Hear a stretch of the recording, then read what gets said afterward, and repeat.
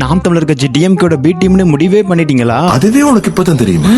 Congratulations. Vijay கட்சி ஆரம்பிச்சதுக்கு அப்புறமா சீமானனை போய் ஸ்டாலின் சாரை சந்திச்சு பெட்டி வாங்குறதெல்லாம் பார்த்திருப்போம். அப்பவே எல்லாருக்கும் ஒரு சந்தேகம் இருந்துச்சு. நீங்களும் அப்படி நினைச்சீங்க இல்லையா? அப்ப நானும் அந்த மாதிரி நினைச்சதுல தப்பு இல்லையே. அப்போ சீமானனை அவரோட சொத்து விவரத்தை எலெக்ஷன் கமிஷன் கொடுக்கும்போது அதுல இருந்து ஒரு காப்பியை வாங்கி அதன் மூலியமா டிஎம்கே பணம் வாங்கிருக்கான்றதை கண்டுபிடிச்சு இந்த அட்வொகேட் நெல்சன் ஒரு வீடியோ போட்டிருப்பாரு.